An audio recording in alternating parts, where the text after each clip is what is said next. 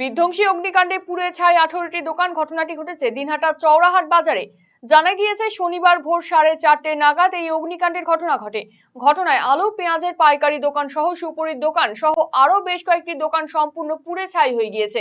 খবর পেয়ে দমকলের 4টি ইঞ্জিন ঘটনাস্থলে গিয়ে আগুন নিয়ন্ত্রণে আনে। পাশাপাশি খবর পেয়ে ভোরেই ঘটনাস্থলে যান উত্তরবঙ্গ উন্নয়ন মন্ত্রী উদয়ন গুহ, দিনহাটা পৌরসভার চেয়ারম্যান অপর্ণা দে নন্দী সহ পৌরসভার কাউন্সিলর এবং দিনহাটা মহকুমা ব্যবসায়ী সমিতির সম্পাদক রাজা গোস্বামী সহ অন্যান্যরা।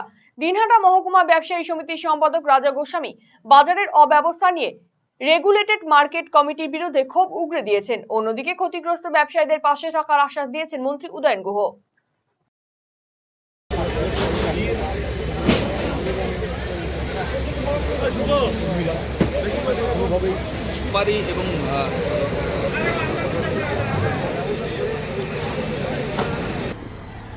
কি দেখবো, দুঃখজনক ঘটনা।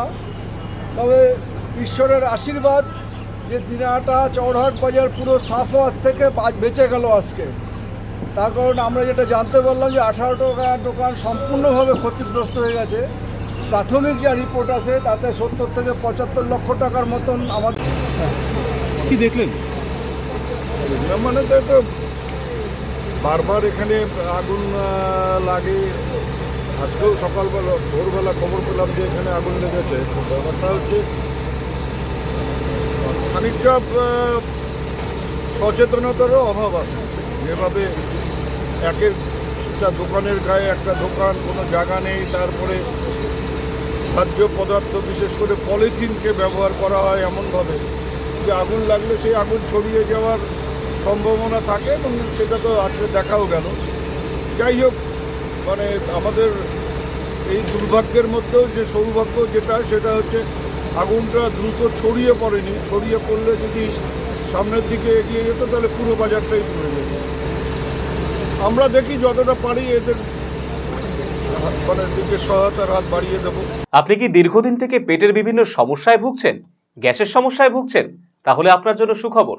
এখন থেকে প্রতি মাসের নির্দিষ্ট দিনে দিশারি হেলথ কেয়ার রায়গঞ্জ শাখায় নিয়মিত বসছেন হায়দ্রাবাদ থেকে আগত বিশিষ্ট গ্যাস্ট্রোএন্টারোলজিস্ট ডক্টর রবি কিরণ পেরুমাল্লা। ডাক্তার রবি কিরণ পেরুমাল্লাকে দেখাতে আজই যোগাযোগ করুন দিশারি হেলথ কেয়ার উকিলপাড়া রায়গঞ্জ শাখায়। যোগাযোগ করুন 7477785509, 7477785512 এই নম্বরে।